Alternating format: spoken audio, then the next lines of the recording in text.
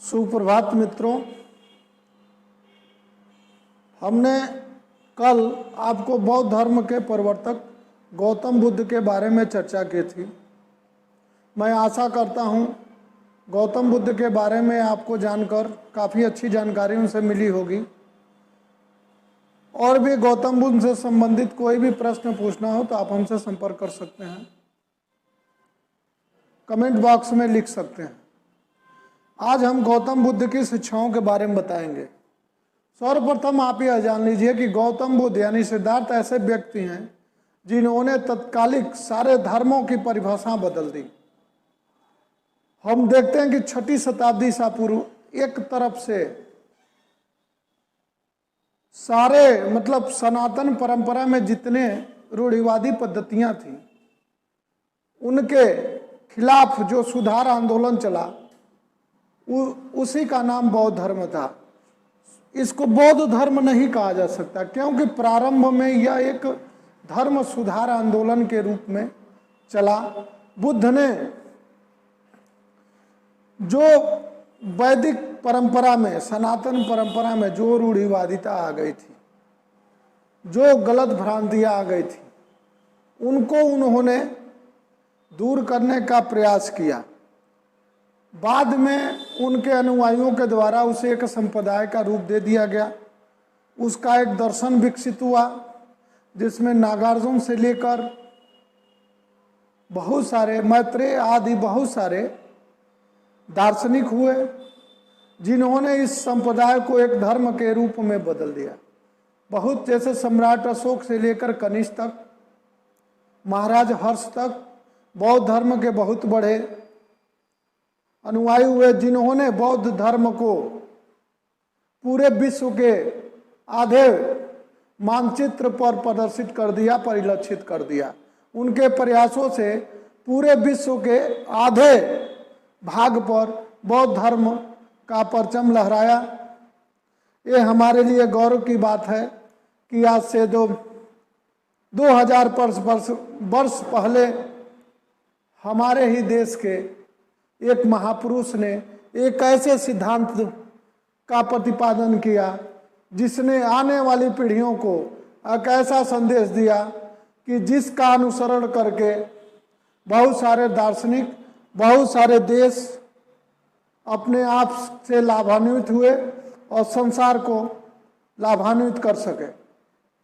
हम देखते हैं कि बौद्ध धर्म की शिक्षाओं में कि बौद्ध धर्म में सर्वप्रथम गौतम बुद्ध ने जो ऋषिपत्तन यानी सारनाथ में जो उपदेश दिया, उन कौंडिन्य आदि 4 ब्राह्मणों को क्या उपदेश दिया,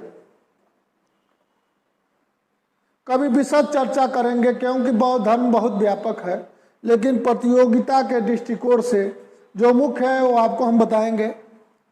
पहला, 4 आर्य सत्यों में उन्होंने सर्वप्रथम कहा कि इस संसार में मोह, माया, पीड़ा आदि का कारण जो है दुख, मतलब ये दुख ही है। जो प्रथम 4 आर्य सत्य है, दुख, दुख के ही कारण सब कुछ होता है। दुख, जो संसार में जितने दुखियारी हैं उनका कहना था कि उन्होंने अपने शिष्य आनंद से कहा, हे आनंद, अगर इस दुखियारियों ने जितने आंसू बहाए हैं अगर उसे एकत्र कर दिया जाए तो सारे महासागरों के जल उसके सामने फीके पड़ जाएंगे। दुख का मतलब इस संसार में जो भी है दुख है। जैसे उन्होंने एक कहा, इदम खोपन भिक्षवे, यानी हे भिक्षुओं, तथागत ने कहा कि हे भिक्षुओं, इदम खोपन भिक्ष अर्यंच जाति पी दुखा मरणा भी दुख है, यानी जन्म ही दुख है, मरण भी दुख है। प्रिय से बिछो दुख है, अप्रिय से मिलन दुख है, यानी कुल मिलाजुला कर सारा संसार ही दुखमय है। मतलब आप कहीं भी जाएंगे तथागत के अनुसार दुख ही मिलेगा, मतलब इस सारे संसार में दुख ही है। तो भिक्षुओं का मतलब आपका भी कि आखिर में दुख है तो दुख का कारण भी तो होगा। तो दूसरा आर्य सत्य है दुख समुदाय, मतलब दुख का कारण। तो उन्होंने बताया कि दुख का कारण है तृष्णा, यानी प्यास, महत्वाकांक्षा। हम देखते हैं कि संसार में बहुत सी सारी चीजों को पा लेने के बाद मनुष्य ललायित रहता है। जैसे अगर आपको कल 10 रुपये मिल जाता है तो आप 100 रुपये की तलाश करते हैं, और कोई बड़ा उद्योगपति अगर करोड़ों कमाता है तो अरबों की ख्वाहिश करता है। आपके नए उद्योगपति मुकेश अंबानी हैं जो बहुत धनी हैं, लेकिन उसके बाद भी अपना उद्योग जारी रखते हैं। बाबा रामदेव जी जैसे संत हैं, उनकी महत्वाकांक्षाएं कम नहीं होती, क्योंकि वह दुख, महात्मा बुद्ध का यहाँ सत्य हो रहा है वचन, दुख का कारण जो है तृष्णा यानी प्यास। इन सब का कारण अज्ञान होता है। इन्होंने अपने 12 ज्ञान चक्र में बताया है, वो यहाँ जानने की विषय नहीं है, इसलिए सबका मतलब कारण है अज्ञान। अज्ञान मतलब अज्ञान की वजह से हमें ये दुख होता है। अब तीसरा कारण है दुख निरोध, यानी इसका मतलब कि दुख को रोका जाए, दुख को रोका जाए, दुख का रुकना।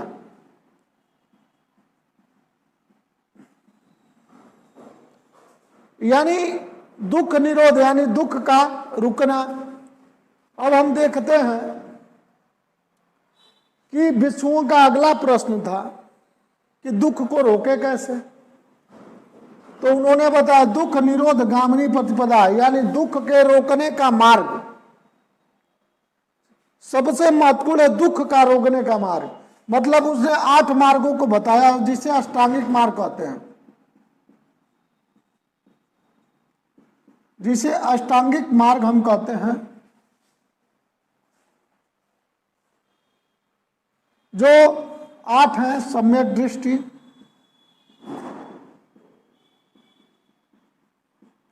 सम्यक संकल्प,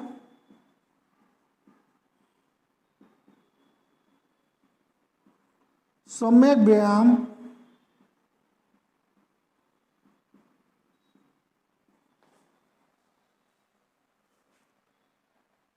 सम्यक वाणी,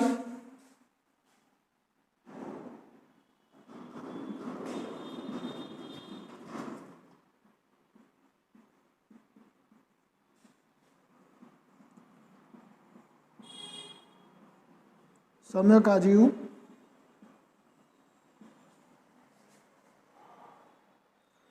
सम्यक कर्मांत,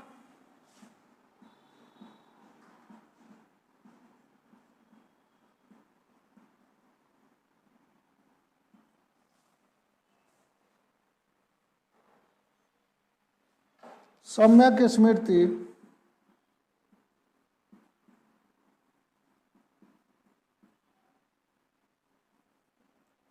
और 8वां है सम्यक समाधि।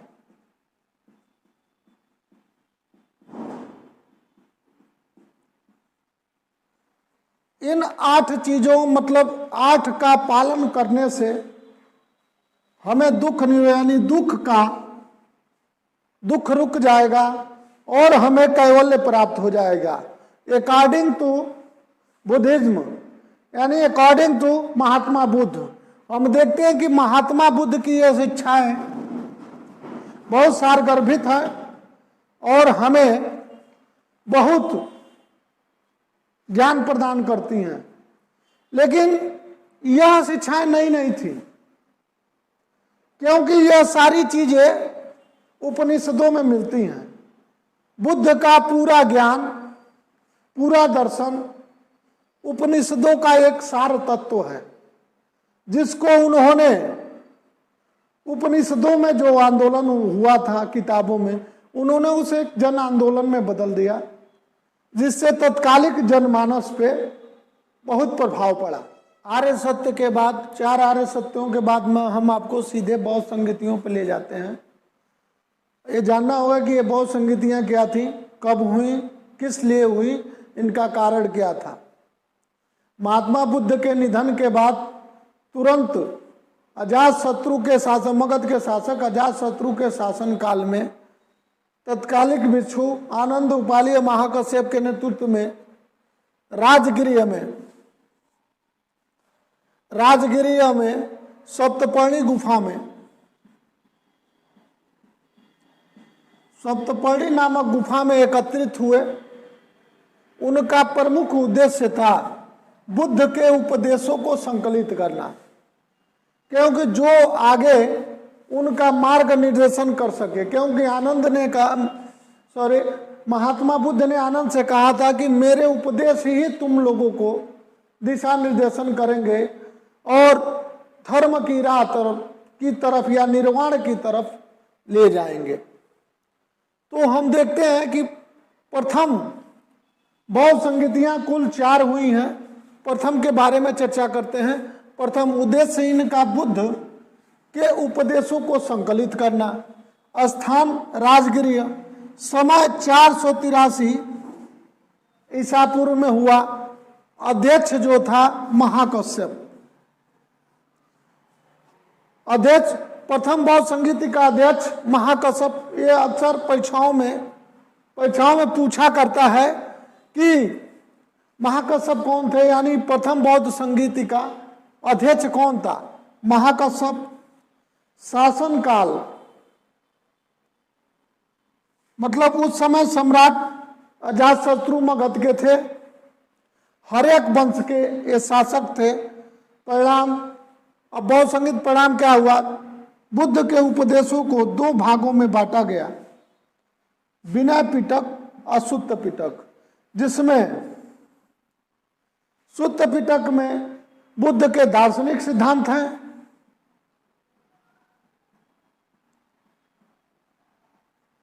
और विनय पिटक में अनुशासन संबंधी नियम है कि एक भिक्षु को कैसे रहना चाहिए, कैसे अपने जीवन काल का परिपालन करना चाहिए और कैसे निर्वाण प्राप्त किया जाए, किस अनुशासन में रह के। तो यह प्रथम बौद्ध संगीति की बातें हैं।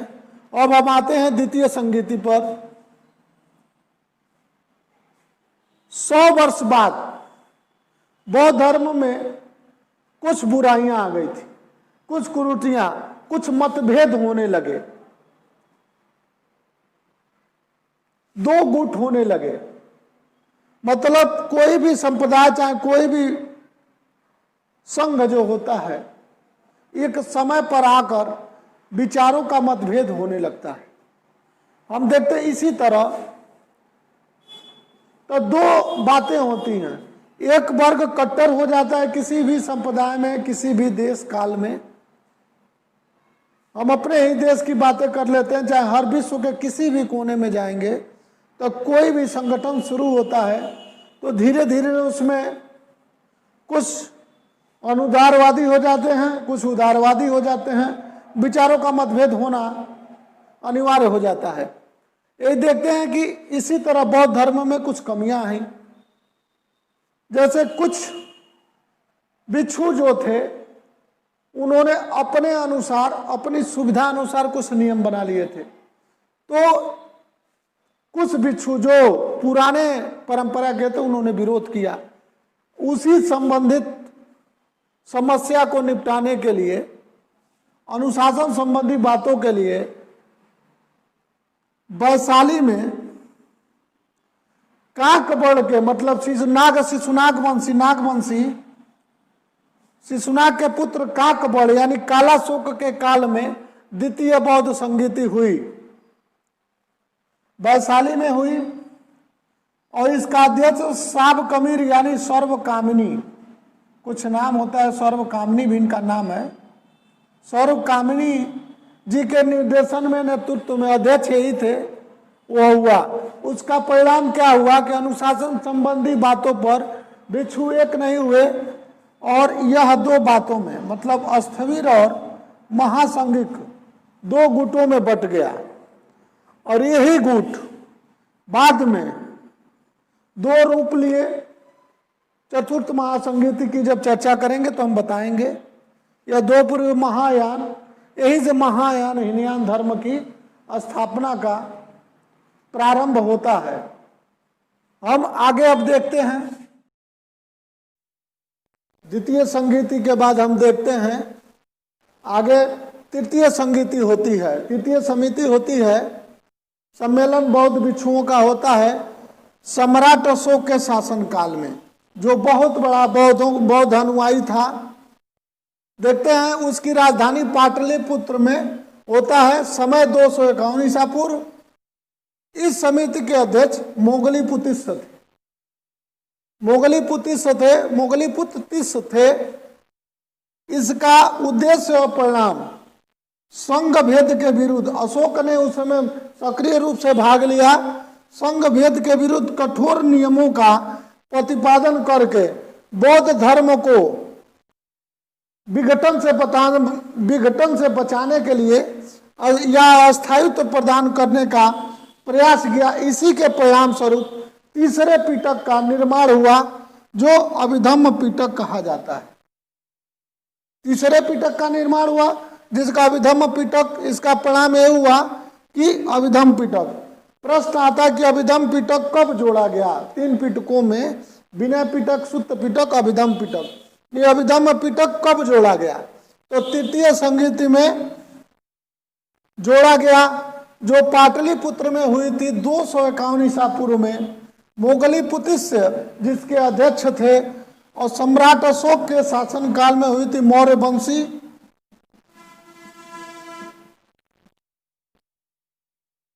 उद्देश्य परिणाम संघ भेद के विरुद्ध कठोर नियमों का प्रतिपादन करके बौद्ध धर्म को स्थायित्व प्रदान करने का प्रयास किया गया। अब आगे हम देखते हैं कि चतुर्थ संगीति। समय बीतता गया, इसी तरह संघ भेद के नियम मतलब अनुयायियों में विभेद आते गए। तो इसी को देखते हुए अंततः सम्राट कनिष्क के, कुषाण वंशीय शासक कनिष्क के काल में कश्मीर के कुंडल वन में, चतुर्थ संगीति कहाँ हुई थी? कश्मीर के कुंडल वन में समिति बुलाई गई, जिसमें सारे बौद्ध भिक्षु जुटे। लगभग ईसा पूर्व की, ईसा की प्रथम शताब्दी, कुछ लोग 78 ईस्वी कह देते हैं, लेकिन लगभग ईसा की प्रथम शताब्दी में यह घटना घटी, जिसके अध्यक्ष वसुमित्र थे और उपाध्यक्ष अश्वघोष थे। उपाध्यक्ष अश्वघोष थे और उद्देश्य और परिणाम। अब देखते हैं कि अंततः बौद्ध धर्म का विभाजन हो जाता है। वह जो अष्टवीर महासंघिक का एक रूप आता है, जो फिर महासंघिक का जो रूप आता है, जो 2 धर्मों में हो जाता है। एक महायान, दूसरा हीनयान। बौद्ध मतलब बुद्ध के अनुयायी बुद्ध के लगभग 400 वर्षों बाद 2 संप्रदायों में बट जाते हैं पूर्णतः रूप से। महायान, हीनयान जो आज भी प्रचलित हैं। महायान जापान और चीन आदि देशों में प्रचलित है, सिंगापुर आदि देशों में। हीनयान श्रीलंका,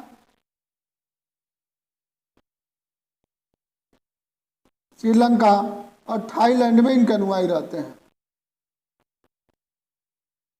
महायान का मतलब सर्वोच्च मार्ग।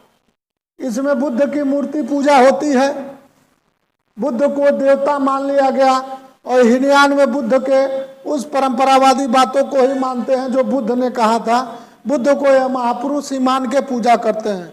हम देखते हैं यह चारों संगीतियां पूरी हो गई और जो इम्पोर्टेंट हैं अगर इन संगतियों से और बौद्ध धर्म से संबंधित कोई भी समस्या हो तो आप हमारे कमेंट बॉक्स में लिख सकते हैं और आगे कुछ प्रश्नों की चर्चा हम अगले वीडियो में करेंगे।